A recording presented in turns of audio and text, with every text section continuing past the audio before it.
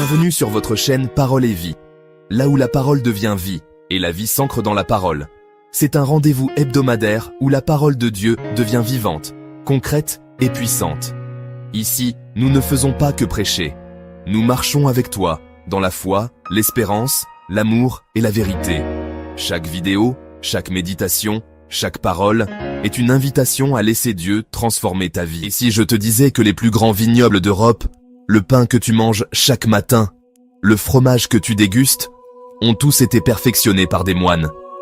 Dans le silence de leur monastère, ils ont cultivé la vigne, pétri la pâte, affiné les fromages. Siècle après siècle, leurs mains patientes ont façonné les saveurs qui enchantent encore nos tables. Chaque gorgée, chaque bouchée porte en elle des siècles de prière. Et tout cela pendant que le monde traversait famine et crise, eux, dans le silence, ont transformé la souffrance en innovation et la pauvreté en bénédiction. Tu veux savoir comment transformer ta faiblesse en force? Regarde bien cette vidéo jusqu'à la fin. Cette parole va te retourner. Bien-aimé dans le Seigneur, aujourd'hui, l'Église nous invite à sortir du temps ordinaire pour contempler la croix glorieuse. Pas une croix de honte, mais une croix de victoire. Dans la première lecture, un paradoxe bouleversant. Un serpent, symbole de peur et de mort, devient source de guérison. Non par la fuite, non par la force, mais par un simple regard. Un regard de foi, un regard de contemplation. Ce regard qui ne reste pas à la surface. Ce regard qui transperce le mystère. C'est dans cette contemplation que nous découvrons le cœur de Dieu, et que la croix du Christ devient pour nous un signe d'amour absolu, un chemin de force dans la faiblesse, et un appel à marcher derrière le Maître.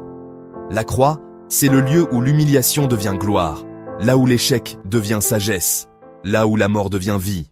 Alors aujourd'hui, à travers 3 leçons spirituelles puissantes, nous allons revoir la croix non plus comme une fin, mais comme un commencement. Prépare ton cœur, ouvre ton esprit. Tu es sur Parole et Vie, une chaîne dont la parole se base sur l'Évangile qui donne vie. Dans la première lecture, nous rencontrons un paradoxe. Ce paradoxe s'explique par le fait que les hommes obtiennent le salut par la médiation d'un serpent, qui est normalement l'agent mortifère par excellence. Voilà que cet animal qui porte la mort dans sa gueule devient vecteur de vie par son élévation. Comment comprendre qu'un serpent venimeux devienne source de guérison par le simple regard? Ce regard, c'est la contemplation. C'est par mystère de la contemplation qui nous pénétrons les secrets de Dieu. La contemplation comme une attitude de regard profond. Un voir qui ne se contente pas de la surface, mais qui cherche à entrer dans le mystère des choses. Elle devient enfin un acte de foi, d'amour et de silence intérieur par lequel l'âme se tourne vers Dieu pour se laisser envahir par sa présence. Bref, c'est une vision du cœur. Pour Augustin, la contemplation est l'élévation de l'âme vers Dieu, au-delà du sensible. Pour Sainte Thérèse d'Avila, la contemplation est une prière où l'âme se laisse regarder par Dieu dans notre finitude humaine, dans notre caractère résiduel ou dans notre orgueil poussiéreux. Dieu nous aime tels que nous sommes. Le serpent élevé devient symbole de transformation par le regard contemplatif. Dans le silence de la contemplation, nous découvrons la présence aimante de Dieu. Ce regard qui guérit, c'est celui de la foi qui voit au-delà des apparences. Comme le serpent fut élevé dans le désert, ainsi le Fils de l'homme sera élevé. La contemplation nous ouvre à cette vérité paradoxale de l'amour divin. Par la contemplation, nous passons de la mort à la vie, des ténèbres à la lumière. Laissons-nous regarder par Dieu dans notre vérité humaine, car il nous aime tels que nous sommes, dans notre finitude et notre beauté. Par cette position insolite, ce serpent, animal terrestre par excellence, est arraché à sa signification habituelle et se trouve investi d'un sens nouveau qu'il tire de l'élément auquel il est associé par son élévation, à savoir le ciel. C'est et cela même la signification profonde de la croix. En contemplant la croix du Christ, nous voyons qu'elle nous révèle plusieurs leçons de vie. Elle nous révèle l'amour absolu et infini de Dieu. Elle nous enseigne l'humilité et l'abaissement. Elle transforme toute faiblesse en force. Elle démasque le mal et l'injustice. Elle est un chemin de vie pour tout disciple. Elle nous ouvre à la résurrection et à l'espérance.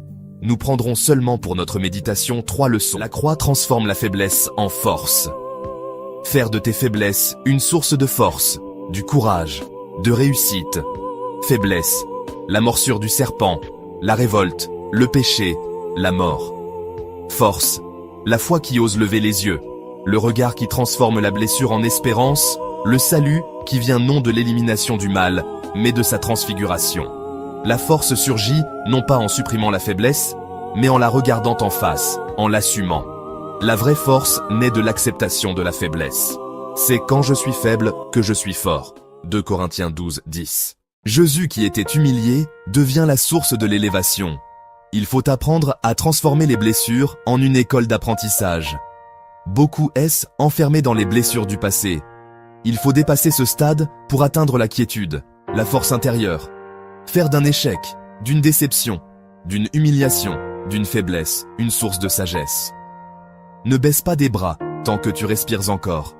Le manque d'aujourd'hui et la souffrance peuvent développer en vous la solidarité et la force de créativité. Les moines bénédictins et cisterciens nous donnent l'exemple. Ils ont amélioré la culture des céréales et la cuisson du pain, à l'époque où l'Europe traversait la crise et de famine. Ils ont introduit l'usage du houblon pour conserver et donner du goût à la bière. Les bières trappistes. Les moines ont cultivé et perfectionné la vigne. Bourgogne, Champagne, vallée du Rhin. Les grands vignobles européens doivent beaucoup aux moines cisterciens. Ils ont inventé ou perfectionné de nombreux fromages en développant des techniques d'affinage et de conservation. C'est et cela, faire de la faiblesse, de l'échec, de conditions difficiles, une réussite, un moment d'innovation. L'échec ne doit pas nous empêcher d'avancer, par contre, il doit nous obliger à chercher d'autres chemins. Si vous n'êtes jamais passé par l'école de la souffrance et l'humilité, vous ne pouvez jamais réussir dans ce monde. Ne dites jamais c'en est fini, mais dites, il y a encore de l'espoir. Avec Dieu tout est possible, avec Jésus l'abaissement, faiblesse, humiliation, croix, devient la condition de l'élévation, force, gloire, seigneurie. Comme l'humus, le compost, c'est ce qui fait pousser les plantes. Dans Hébreux 2, 9, Jésus qui a été abaissé pour un peu de temps au-dessous des anges, nous le voyons couronné de gloire et d'honneur à cause de la mort qu'il a soufferte. C'est à ce niveau que le disciple doit imiter le maître, qui s'abaisse, accepte la croix, sera élevé, couronné de gloire. Ce que nous sommes aujourd'hui est le résultat de multiples sacrifices. 1. La croix est un chemin de vie pour le disciple. Jésus dit, « Si quelqu'un veut venir à ma suite, qu'il renonce à lui-même, qu'il prenne sa croix et qu'il me suive. » Matthieu 16, 24. Porter sa croix, ce n'est pas rechercher la souffrance, mais accepter les épreuves de la vie comme un chemin d'amour et de fidélité. Une vie sans épreuve ressemble à une voiture sans moteur. Les épreuves nous aident à grandir dans la foi et à nous approcher de Dieu.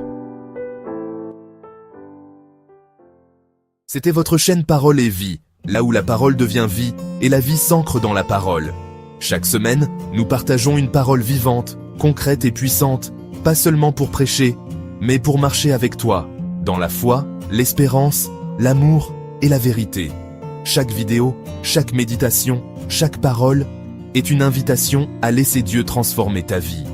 N'oublie pas de t'abonner, de liker et de commenter pour partager ton témoignage.